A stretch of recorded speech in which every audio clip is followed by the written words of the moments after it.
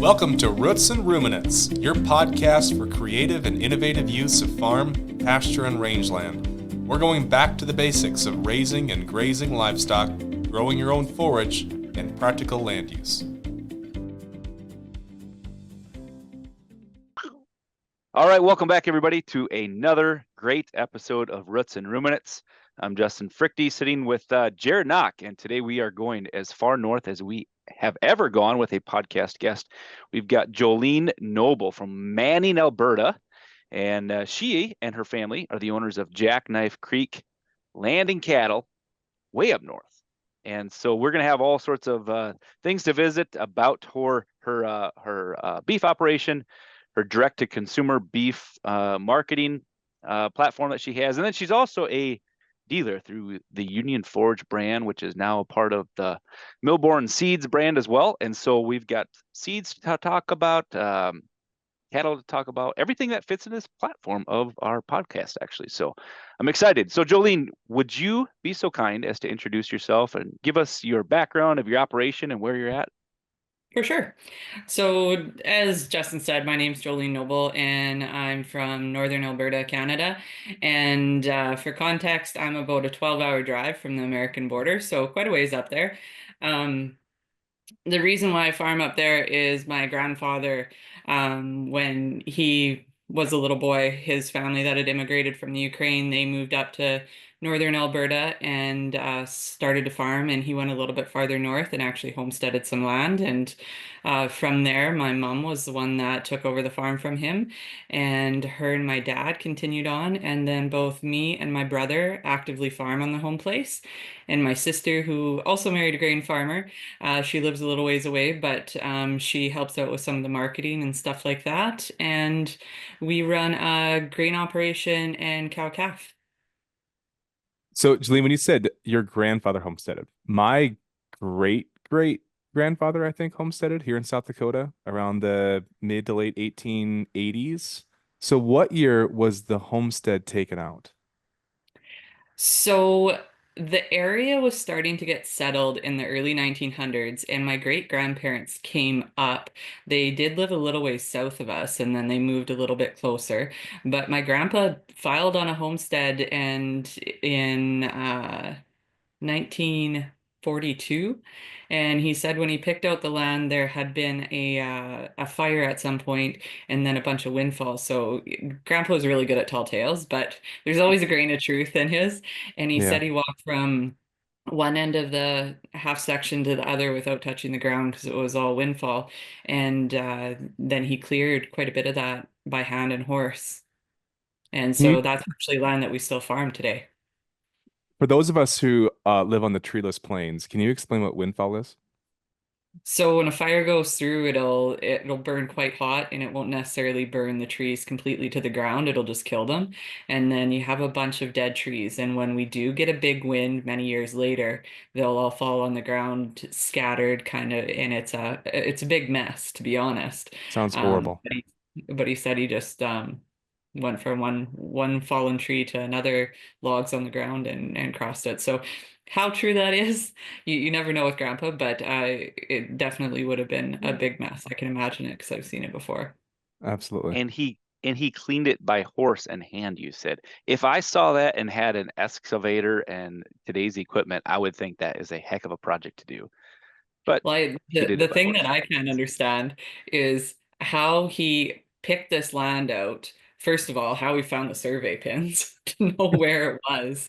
He would have rode down there on a horse and decided that that was the best place to be, and they had to improve. I think it was 5 acres in a couple years or something like that in order to hold on to the homestead because those were $10 homestead days.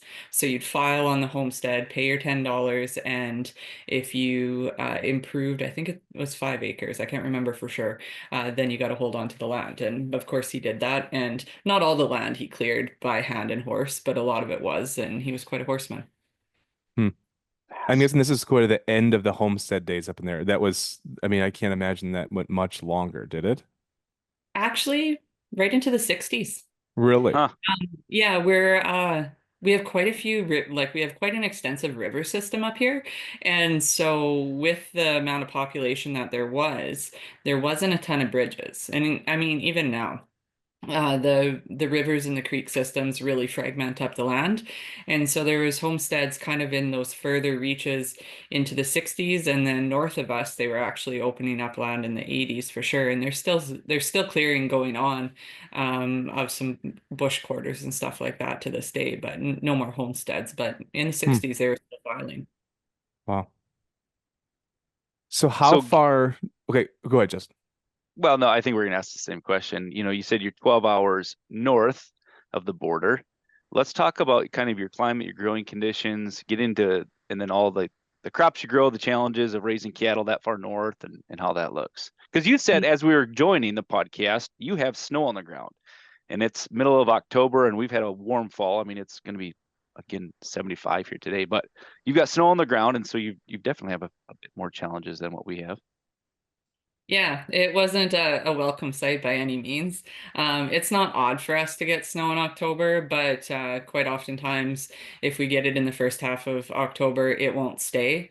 Um, so it's stayed actually fairly cold. It's below freezing the last 2 to 3 days, but we're supposed to be up uh, rough rough conversion, sorry, would be in the 50s in the next couple of days, which is a welcome sight because we need to process and vaccinate. So that's when we're planning to do that.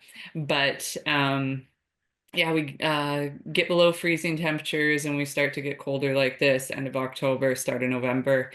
And in terms of killing frost, it used to come the end of August sometimes, but lately mid-September, and after that we'll still get some warm weather. So some of the crops that we grow for forage, like our brassicas and Italian rye and stuff like that, that can handle some frost, they'll keep going when we get that warmer weather end of September, start of October. But in terms of growing season, um, usually planting season is starts May 1st to May 5th up here.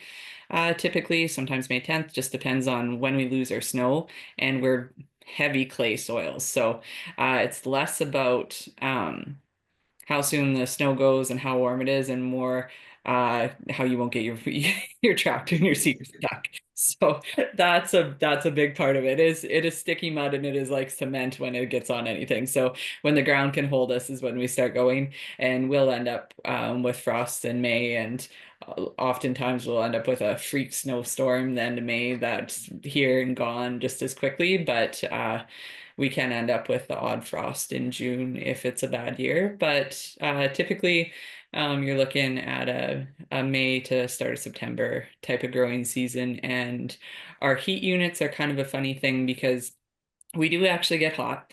We get into like we'll be pushing, sorry, my conversion in my head today is not Oh, that great. you can say metric Yeah, in so Celsius. we'll be like we'll definitely hit 35 degrees Celsius in the summer, and we've pushed up to close to 40 before, but 35 is usually our upper limit. And our growing degree days are actually a little bit less about how hot we get and how long the season is, and more about our daylight hours. So we talked about when I was down visiting that we grow corn for forage, and you guys were quite surprised to hear that. And it's interesting because further south from where I live, they don't grow corn for forage because they don't have the heat units. Hmm. But because of our daylight or day length, we can actually grow corn for forage and do quite well on it because like at the peak, the sun sets at 11 o'clock and it's up again shortly after 3. So it doesn't really like we get dusk, but we don't get like dark, dark. And so because our days are so long, there's so much sunlight. So What's your that's 20 hours of daylight? Yeah, Did I I do that think right? like just before 11 is the latest that the sun sets, and then it's sometime between 3 and 4 it comes up. But like it's kind of it gets as dark as like a full moon kind of thing because the sun you can see the glow along the horizon the whole night pretty much. hmm.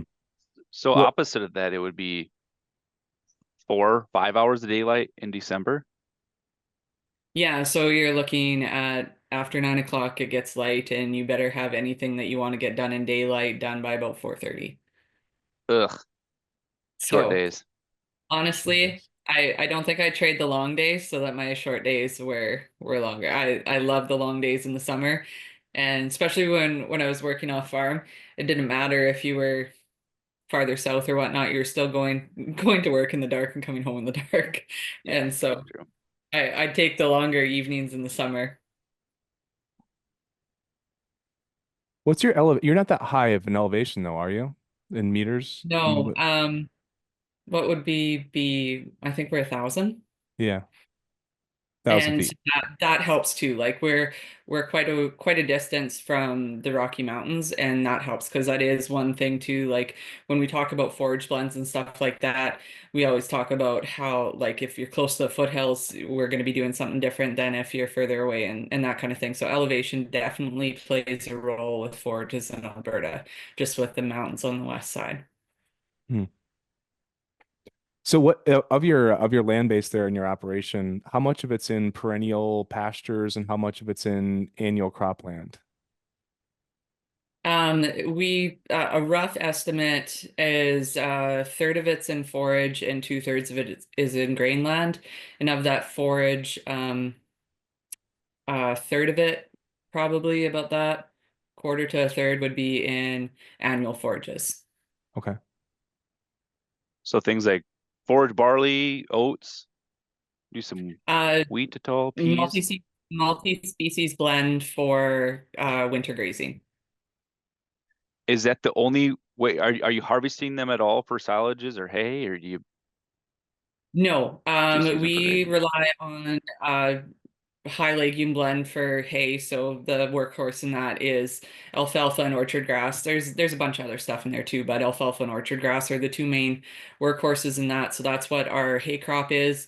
When we're if we are in a tight spot or something like that, we might put in a little bit of forage out for some green feed if we need if we're a little bit light on bales and we don't have the carryover, we can do something like that. But primarily anything that we seed for annual, we do for swath grazing. We're not set up to do silage. We do very extensive feeding. So we found like we don't have bunk space and stuff like that. So we do a mixture of swath grazing and bale grazing. So quite a ways from silage feeding. Can you give us the lesson of swath grazing 101? Because I mean, it's kind of a rare thing in the States, and it seems to be much more popular in Canada. And we've had those conversations before. Well, we had Graham on here, and we kind of talked through it. But give us the producer viewpoint of why you do it, how you do it, and the management of it. Well, like 10 years ago, or a little bit more than that, we tried it because some guys were doing it, but it wasn't super popular, and we just put oats in, and it was an epic failure. It was awful. It turned us off. And the reasons were like we do get snow, but we do get some warm events too. Nothing that usually takes all of the snow, but it can leave an ice crust.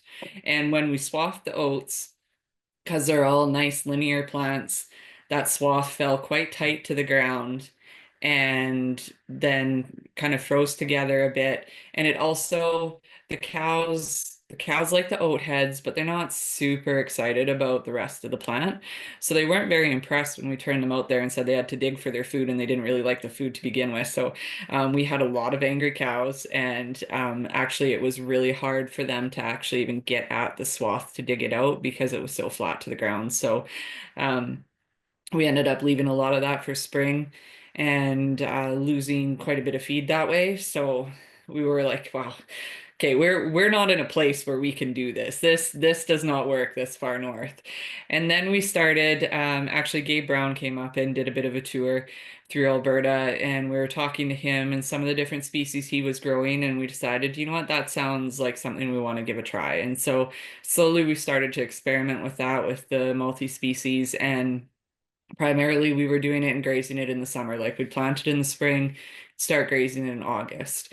And then we're deciding because actually Graham Finn had done a lot of swath grazing with brassicas and cereals and had great luck.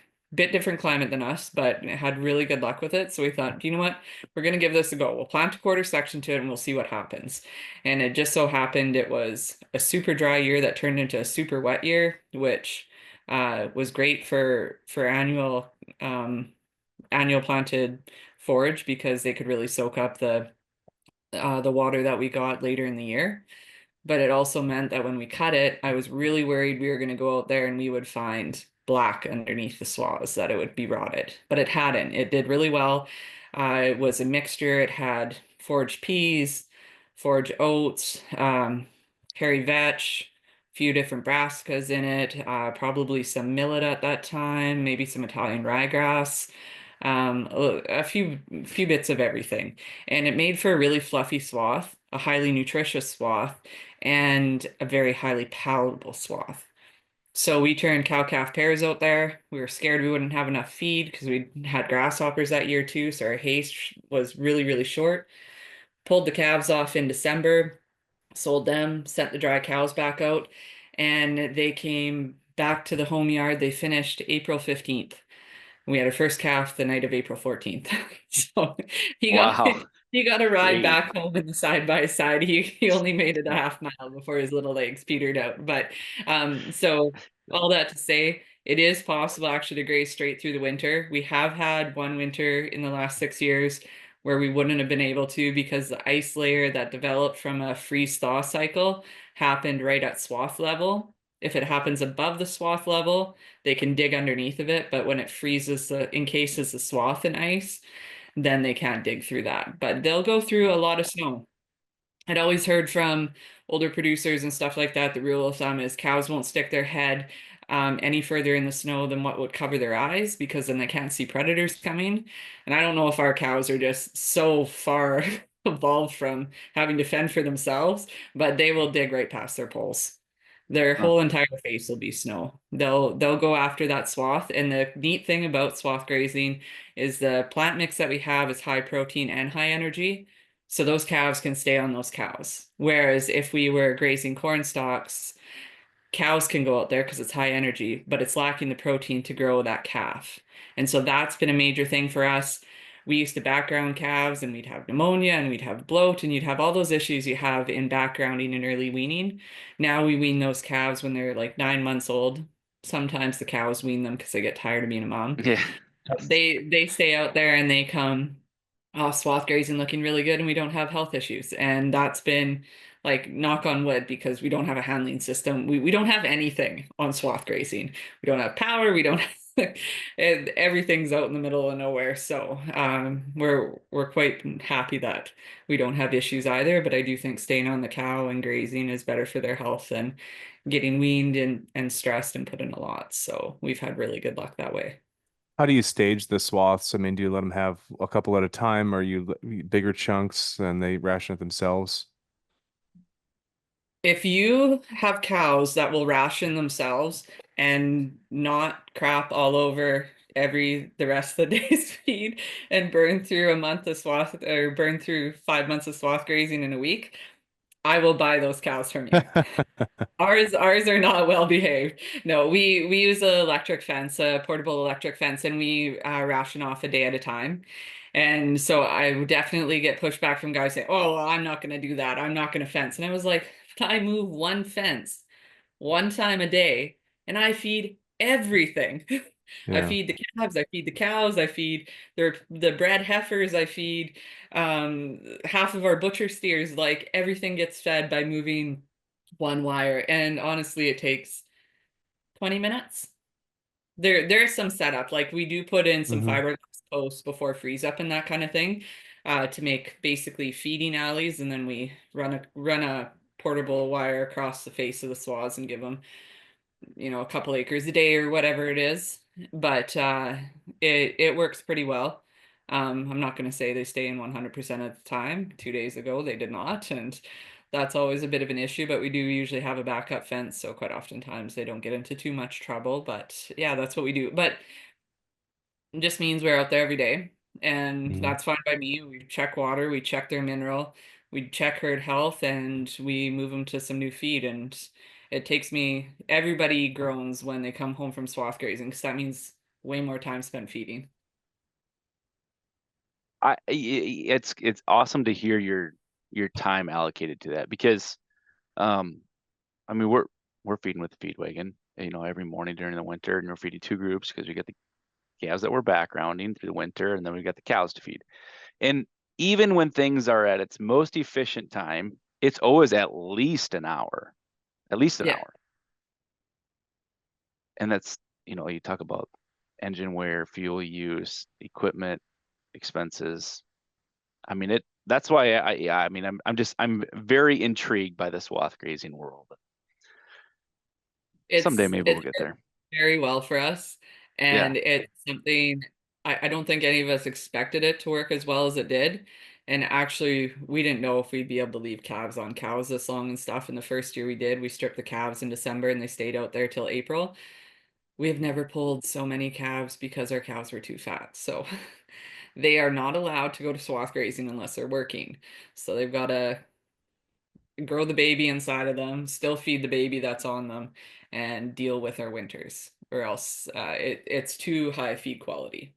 So most of the last trimester, they're home and on bale grazing and dry, but the first two and up to the first month of the third trimester, they're out on swaths with their calf. And the swath itself, when are you trying to time that cutting of the swath? Uh, we have been doing oats in it, and actually we're going to make a switch to forage barley next year, but we're timing it for milk and early dough of the oats. So depending on the type of year, if we get a hot event in August, that'll bring those oats along a lot faster than we'd like. Typically it's end of August, start of September that we're cutting. So, okay. Is there a thought that if it rains too much that swath goes bad in the fall, early winter? Or... So the first year that we did it, it rained so much that fall that we only combined half of our crop. Like it was that wet. It was awful. Our water table was the same level as the ground pretty much. And so of any year, if there was a year that that thing was going to rot, it was that year, and it never. We were Hmm, shocked. But hmm. we do leave a fair amount of stubble height too. And the airiness of the swath and the fact that it's not tight to the ground, I think does a lot for it. But I was shocked. I was sure we were going in for a major wreck, and we ended up with good feed quality still. Um, we do freeze and we don't get much for wet weather. Like we have very dry snow, very dry winters. So we don't end up like after the middle of October, we don't really get rains.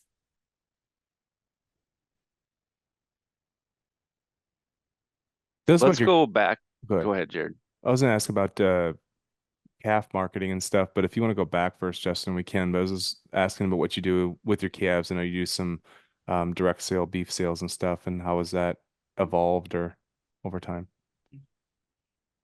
So we had like we always grew up with beef in the freezer, obviously. We had a cow calf herd. Um, and then slowly we'd have a few people asking about beef, and all of us kids were in 4-H. So we might throw the odd one into the 4-H steer pen and get fed at the same time. So mom and dad always sold a couple or a handful or whatnot as quarters or halves. Not with marketing, just with people that were asking kind of thing. But when both my brother and I came back to the farm, and then my sister's been involved too. We went from a single household to three households, depending on the farm. And growing up, quite oftentimes, the single household was also supplemented with off-farm work too. So, when you take that little pie and you try and spread it, you got to be a little inventive. So, we have grown our land base and our grain operation and our cow herd and everything like that as well in the last 10-15 years kind of thing. But one thing that we've done is we've brought, of course, both me and my brother have off farm work, and mine has been very egg centric in terms of sales, consulting, that type of deal. But we also looked at direct marketing, and we decided to expand that. So I would say about 5 years ago, we decided to kind of formalize it. And we went from selling just quarters and halves to some mixed boxes, and then all the way to selling single cuts. And in 2019, we launched our first online store. So It's been something that's continued to grow, and we still see growth to this day.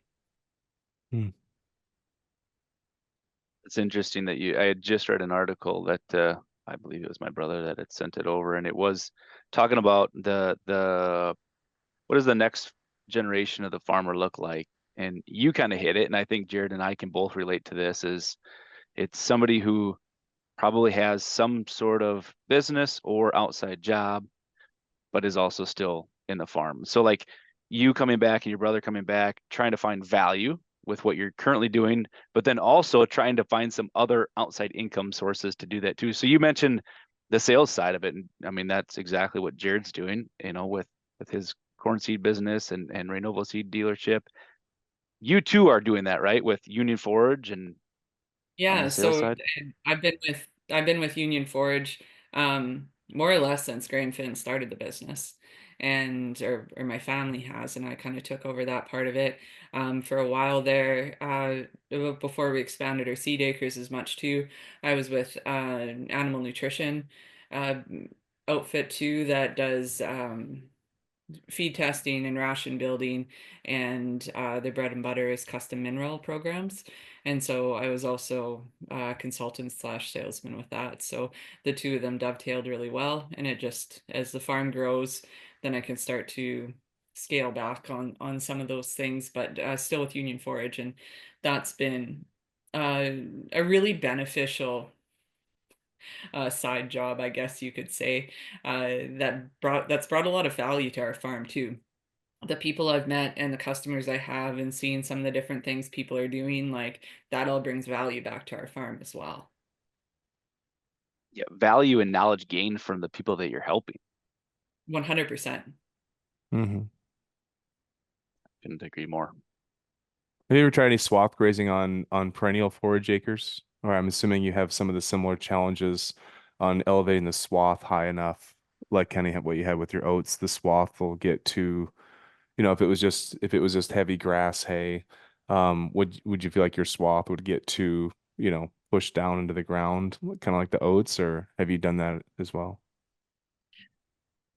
With those types of species, we don't have a lot of hard grasses up where Mm-hmm. I am. A lot of it is a soft relief, so you can end up with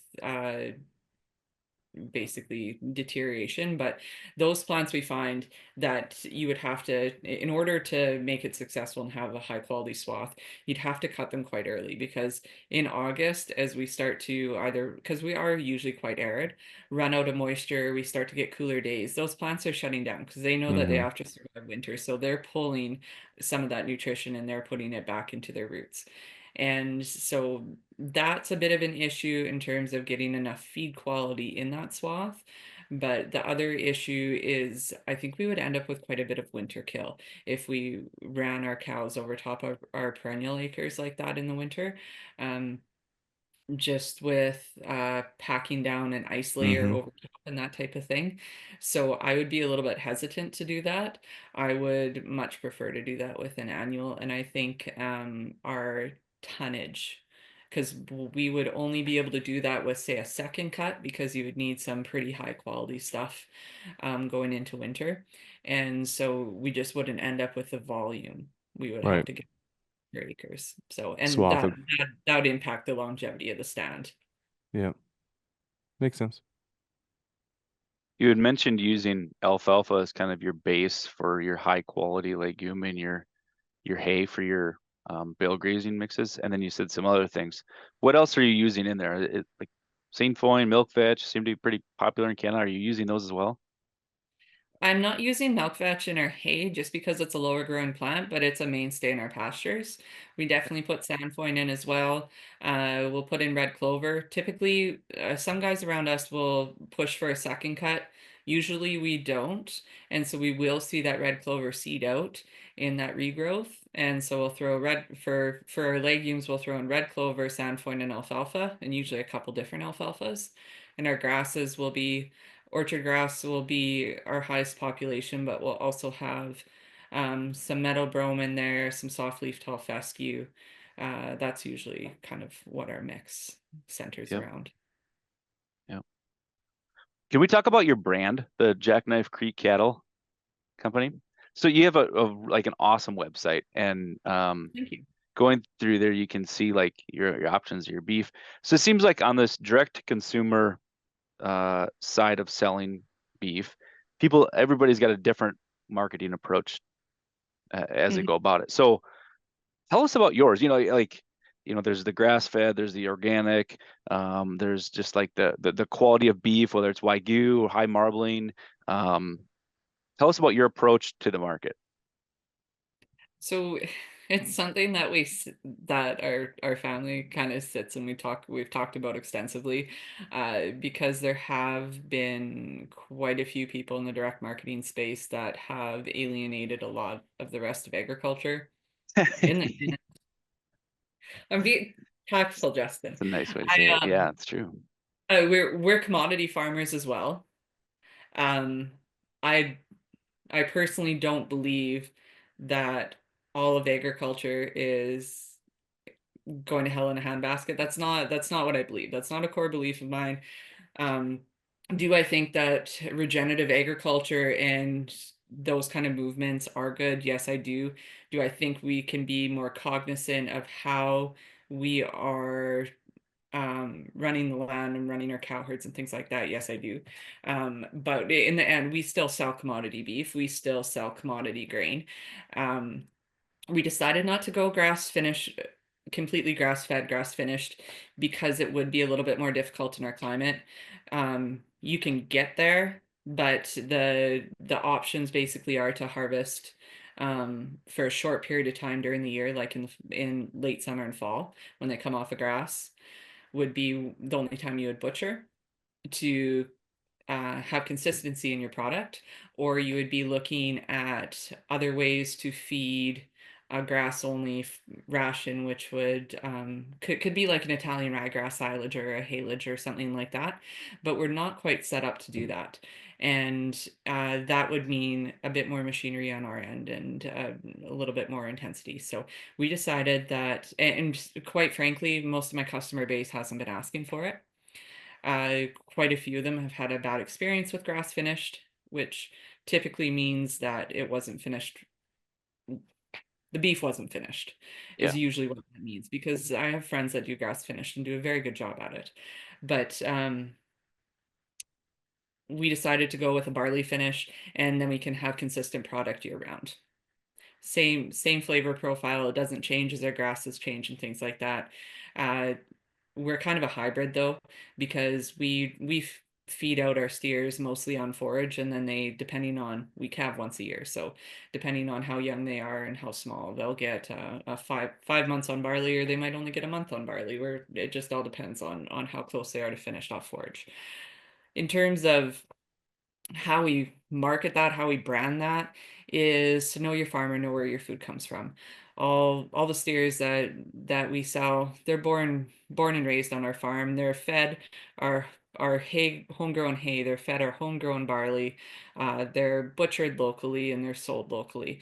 Like if you want to know anything about that animal and how it was raised, you can find those answers. It's not a mystery, and we strive to do the best that we can to give you a good quality product.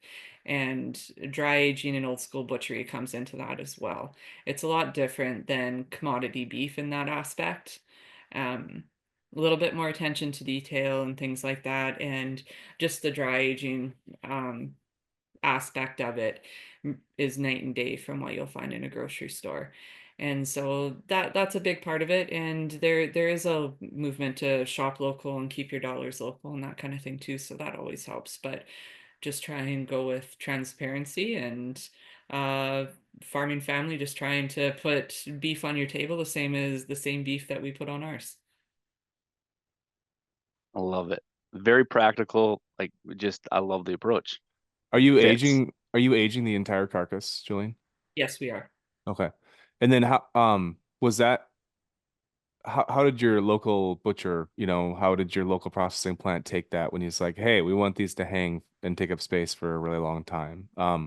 Was that a conversation, or was it, they have capacity to do that? What's that look like? That's a status quo actually, is 2 weeks hang on a whole Okay. carcass. Okay. And so that worked really well. If I want to hang longer, if I want to hang 3 weeks or something, he works with me on that. He's actually really good about that. He has been in some sort of capacity a butcher since he was a child, basically, because Mm-hmm. that's what his family's done. And so we're really lucky. Mm-hmm. Not only is he a very good nose to tail butcher, he's also a great cattle handler, and so he facilitates both the abattoir and the butcher shop. Um, what we're gonna do when he retires, I'm not entirely sure. We'll see who takes over. Hopefully, he mentors somebody very well. But we're very, very lucky to have that. There's a lot of people that are meat cutters, but not many that are nose to tail butchers, and we're really blessed to have somebody. He's not very far, it's an hour drive, and he does the abattoir side of it and he does the butcher shop side of it. So we've been extremely lucky that way. Very neat. And Jared, it's do you made, remember back? like, we talk about the dry aging the whole carcass versus, like, your steaks or something like that. Mm-hmm. That's a big difference too. People are blown away by the quality of our ground beef. Mm-hmm. So even we're using some cows for some ground beef. We dry age that cow as well. And so our customers are blown away by the fact that when they put a pound of ground beef in the frying pan, there's a pound of ground beef when they're done cooking it. So that that means a lot. And we have some customers that that's all they buy, ground beef. Hmm. Jared, do you remember back in college when Dr. Dwayne Wolf was selling beef and he Yep. was trying different things at the dry aging process to increase tenderness of the longissimus muscle. So he was Yeah. taking the split carcass and he was cutting the transverse process Yep. and letting that longissimus muscle stretch to increase tenderness. Yeah. Remember that. I wonder if anybody's playing around with that Still anymore. doing That that? was, yeah, Yeah.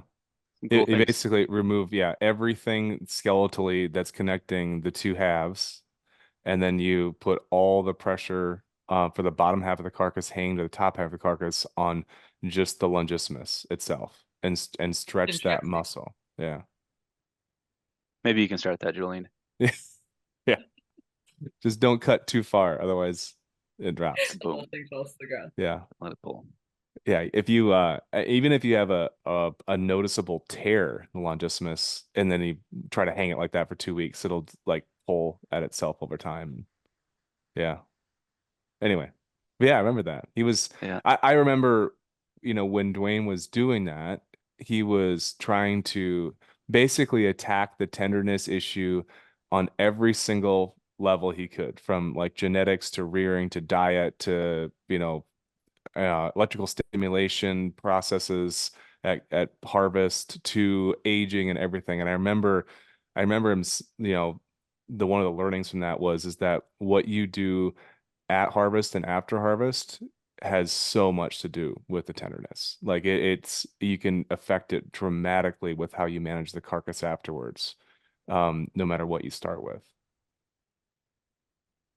And I think you're And right. Like the firmness that you get out of that dry age, just the chuck, right? All that exudative nature that you normally have from any cut, or especially even ground beef that's, done that way, it just kind of goes away. Hmm. have you made any breeding decisions on your herd? Or maybe I should ask it this way. Has your herd breeding decisions been dictated more based on, its longevity and resourcefulness in your grazing and low maintenance traits that you're kind of trying for? Or is it more towards trying to make sure that that critter that you're selling is still fast growing and has a large size ribeye and marbles, well enough to hit upper two-thirds choice? Have you made breeding decisions either way, or? Actually, the two, believe it or not, dovetail quite well because we did have a larger statured cow to begin with, um, as did most people, to be very honest. Um, but as we've done more extensive grazing and kind of looked at the market and those kind of things, what we've noticed, and I'm sure lots of people have as well, is we've started to bring down our cow size. And with that, yes, our calf size is smaller, but when I crunch the numbers, if we can sell 100 smaller calves versus 75 big calves. The check at the end looks a little more attractive for those 100 smaller calves just because your price per pound is higher. And that's just on the commodity end of things. And we look at the efficiencies, the feed efficiencies and things like that on a smaller cow and that type of thing as well. It makes a lot of sense on the production end. One thing that we've noticed as we have been direct selling beef is that when we have a carcass like a 900, 850, 900 pound carcass, if we want to have good quality steak, so you're looking at an inch minimum, right, for a thickness on a good quality steak. When you do that to say a rib steak, that's a pound and a half. That is Hmm. a different eating experience than, 10-ounce New York. That's vastly different, right? So it's still a Yeah. great eating experience, but you're going to have to think of that steak differently. Instead of putting a single steak on everybody's plate, you cook up a couple of these big ones, you slice them, you put them on a butcher block, and that's your centerpiece. You treat it more how you would put a roast on your table. Hmm. Now Hmm. it's a steak, but there's a lot of people that doesn't compute. They still want everybody to have their own steak. And so if you want to stay away from half-inch fast fry steaks on your premium beef, then you need a smaller carcass size so that that ribeye, that T-bone fits on a plate. So we have been targeting smaller finishing weights as well.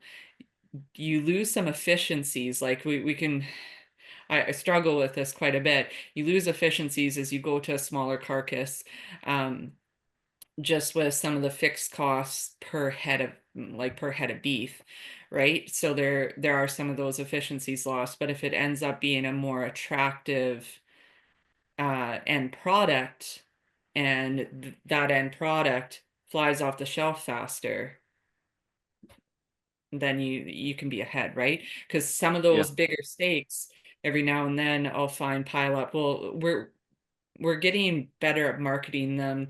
There's more demand. People are getting used to that, and they'll take more of those. But especially in the start, we were discounting them. We were putting them in mixed cuts boxes, and we were taking a bit of hit on them. So then your efficiencies for uh, butchering a larger carcass kind of go out the window if you have to discount the end product.